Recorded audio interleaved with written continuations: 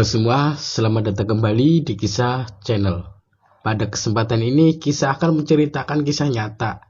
Seorang remaja pendaki diculik ratu pantai selatan saat berkemah di pesisir pantai Banda Alit.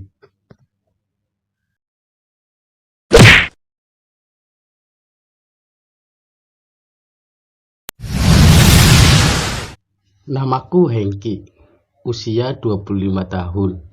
Salah satu kegemaranku adalah jalan-jalan menikmati keindahan alam, baik itu pegunungan maupun pantai.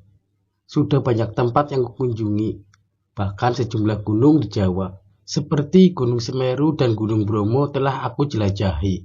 Demikian pula beberapa kawasan pantai yang legendaris pernah kujamah dengan tanganku. Rasanya ada kepuasan tersendiri yang tidak bisa kujelaskan dengan kata-kata. Dengan kegemaranku bertraveling telah banyak memberiku pengalaman baru, teman-teman baru, dan harapan-harapan baru. Tapi aku tidak sendirian melakukan semua itu. Ada 8 orang teman yang selalu bersama dan kompak dalam mewujudkan kegemaran tersebut. Umumnya kami melakukan pendakian ke gunung atau berkemah di sekitaran pantai. Kegiatan ini terutama sekali kami lakukan saat kami liburan kuliah. Maklum, semua gengku adalah mahasiswa yang kuliah di berbagai perguruan tinggi.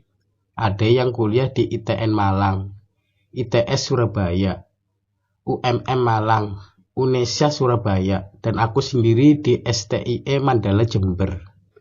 Suatu kali kami mengadakan plesir ke pantai Banda Alit. Hampir semua orang tahu kalau pantai yang satu ini masih perawan dan penuh dengan misteri. Di samping jarang dirambah orang, pantai Banda Alit beserta hutannya dihuni oleh manusia-manusia kerdil yang sulit dilacak keberadaannya. Juga binatang buas masih banyak yang berkeliaran. Sebagai orang yang masih berjiwa muda, kami tertantang untuk menaklukkan keganasan pantai Banda Alit. Dengan diantar beberapa petugas dari perum perhutani, kami menelusuri hutan yang masih perawan lewat jalan setapak. Hutan lindung ini ternyata memang benar-benar sangat lebat dan belum terjamah oleh tangan-tangan kotor. Bunga anggrek banyak bertebaran di atas batu, pohon dan di lereng-lereng bukit dengan berbagai aroma dan warna yang sangat indah sekali. Sayang petugas perhutani dan pelindung alam melarang kami memetik anggrek tersebut. Hampir setengah hari kami berjalan naik turun bukit. Karena saking lebatnya pepohonan, sinar matahari tidak bisa menerobos tubuh kami. Sesampainya di bibir pantai, kami segera memasang tenda, karena hari memang telah petang. Setelah itu kami santai, menikmati petang dengan minum kopi hangat dan makan mie instan. 3 jam kemudian malam tiba. Anak-anak ada yang main kartu di dalam tenda. Ada juga yang memancing sambil duduk-duduk di atas batu karang.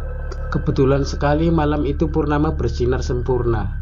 Rasanya damai sekali berada di tengah-tengah alam yang masih asri.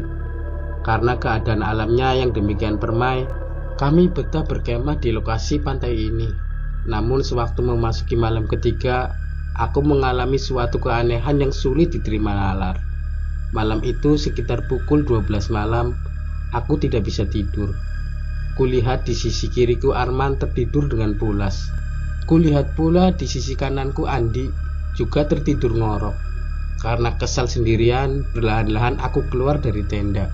Entah kenapa, betapa takjubnya aku melihat pemandangan alam dan air laut yang mengkilat diterpa sinar rembulan.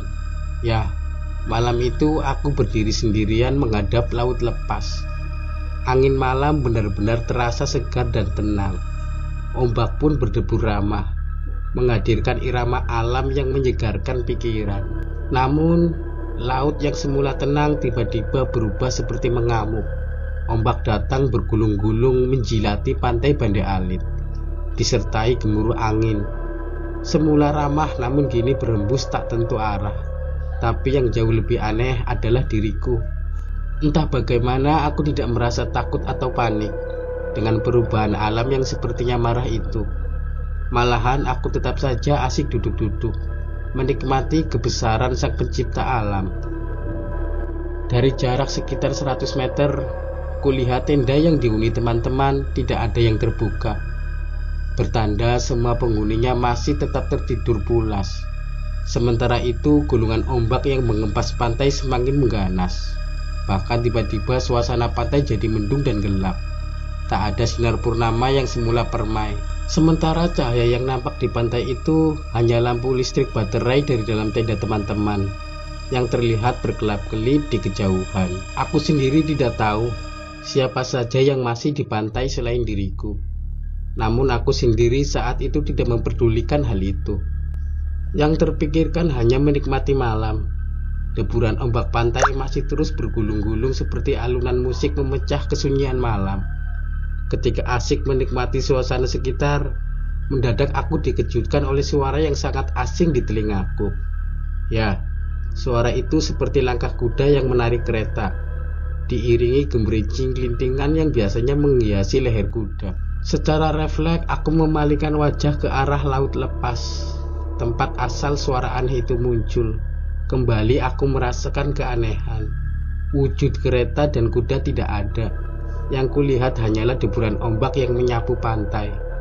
Setelah itu kembali suasana menjadi sunyi dan sepi. Keheningan menyelimuti pantai Bande Alit. Merasa tidak ada sesuatu yang terjadi, aku kembali bermain air dengan jari-jari kakiku. Namun belum sempat aku memanjakan kakiku dengan air laut, lagi-lagi aku dikejutkan dengan suara yang sama. Bahkan kali ini suara tersebut semakin jelas. Suara gemerincing lintingan sampai terasa memekakan telingaku. Dengan perasaan berdebar-debar, ku arahkan pandanganku pada sumber suara itu datang. Darahku seketika berdesir diiringi detak jantung berdetup kencang. Bagaimana tidak, kulihat ada suatu keanehan yang sepertinya muncul dari dasar laut. Seberkas sinar yang sangat menyilaukan mata, menyembul di antara gelombang. Dan yang lebih aneh, seperti ada sesuatu di balik cahaya gemilau itu. Sayangnya, belum sempat aku melihat wujud apa sebenarnya yang ada di balik sinar itu, aku sudah jatuh pingsan. Yang kulihat setelah itu, aku merasa berada di atas kereta kuda dengan pengendalian seorang wanita cantik. Sementara itu, di samping kiri dan kanannya ada beberapa wanita yang sepertinya turut menjagaku. Aku berusaha berontak dan berteriak, tapi aku tidak bisa mengeluarkan suara. Hingga akhirnya aku pasrah. Tidak lama kemudian pemandangan yang kulihat benar-benar membuatku terpesona dan keheranan. Kereta berhenti di suatu tempat yang sangat terang dan indah. Orang di sekelilingku hampir semuanya wanita dengan pakaian ala kerajaan.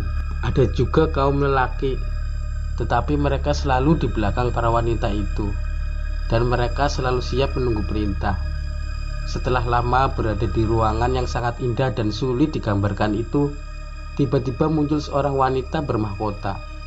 Sepertinya wanita ini adalah pemimpin dari para wanita yang membawaku. Dengan tatapan mata yang tajam, namun kurasakan sejuk saat beradu pandang. Wanita itu angkat bicara, memberi tawaran padaku. "Cak Bagus, maukah kamu menjadi suami dari anak-anakku yang cantik-cantik itu? Kalau kamu mau, aku siap memberikan harta kekayaan yang melimpah padamu." Aku tidak segera menjawabnya. Memang kulihat ada sekitar 10 wanita cantik yang duduk berjejer di belakang wanita bermahkota itu. Dan rasanya aku tidak mungkin menikahi wanita-wanita cantik itu sekaligus. Dengan halus aku menolak mentah-mentah permintaan konyol itu. Dalam benakku berkecamuk, pikiran yang susah diterjemahkan, karena aku masih merasa sangat aneh. Meski beberapa kali aku dibujuk agar mau mengawini 10 wanita cantik tersebut, aku tetap bersikukuh dengan pendirianku. Walaupun aku diiming-imingi harta yang tiada tara jumlahnya. Karena aku tetap menolak, tiba-tiba aku ditendang. Bahkan kemudian dicambuk oleh wanita-wanita cantik tadi. Yang tak kalah aneh, kecantikan yang semula terpancar di wajahnya berubah seram. Tiba-tiba wajah wanita-wanita cantik itu mengeluarkan taring, dan sekujur tubuhnya bersisik seperti ular. Bau anyir dan tubuh berlendir benar-benar membuatku mual. Ya, wanita tadi telah berubah menjadi ular berbisa yang kemudian melilit sekujur tubuhku. Pemimpin wanita tadi juga telah berubah menjadi ular bermahkota. Aku berusaha untuk menguatkan diri. Tidak lupa aku berdoa, dan menyebut asma Allah Subhanahu wa Ta'ala berkali-kali agar aku bisa selamat dari mara bahaya dan kembali kepada keluargaku. Hingga akhirnya aku jatuh pingsan lagi. Kejadian berikutnya, aku ditemukan seorang nelayan mengapung di tengah lautan dengan pakaian yang sudah compang-camping, tapi anehnya sekujur tubuhku masih utuh dan segar. Nelayan yang belakangan aku ketahui bernama Pak Dirjo ini rupanya segera membawaku ke darat dan menyerahkan jasadku pada sesepuh desa Bande Alit. Kabar tentang penemuan jasadku benar-benar membuat penduduk desa Bande Alit yang hanya beberapa kakak jumlahnya itu jadi gempar. Begitu juga dengan kedua orang tuaku yang segera dihubungi oleh polisi setempat. Teman-teman yang ikut pergi traveling juga turut serta datang satu mobil dengan kedua orang tuaku. Kejadian ini benar-benar luar biasa sekali, sebab bagaimana mungkin jasadku tetap utuh bila mengapung di tengah laut selama 1 minggu. Ketika aku siuman dari tidur panjang yang aneh itu, aku pun benar-benar merasa takjub atas kejadian ini. Bagaimana mungkin aku bisa hidup mengapung di atas air laut selama seminggu? Dan perasaan aku hanya sebentar tertidur. Kamu tidak usah bingung. Dunia gaib dan alam nyata memang sangat berbeda. Yang patut kita syukuri sekarang, kamu bisa kembali ke dunia ini dengan selamat. Dan itulah kebesaran Allah yang patut kita syukuri, kata sesepuh desa Bande Alit. Lalu siapakah mereka yang telah menyandraku? Tanyaku. Mereka adalah penguasa Laut Selatan, dan kamu telah terdampar di kerajaan Laut Selatan tersebut. Alhamdulillah, sekarang kamu telah kembali ke dunia nyata. Padahal ibu dan ayahmu juga semua keluarga kita telah mengadakan tahlilan hari ke-7, ucap ibuku dengan linangan air mata. Aku tertegun dan menatap kesedihan ibu. Lalu aku memeluk ibu dengan hangat dan erat. Aku berjanji dalam hati tak akan membuatnya was-was dan khawatir lagi. Sejak peristiwa itu, aku tidak lagi senang pergi ke tempat yang aneh-aneh. Apalagi kini di sampingku sudah ada wanita cantik yang menjadi istri sahku dan telah memberiku seorang anak. Yang jelas, wanita satu ini bukan wanita siluman seperti di kerajaan Laut Selatan dulu. Jadi karena itulah aku sangat mencintainya.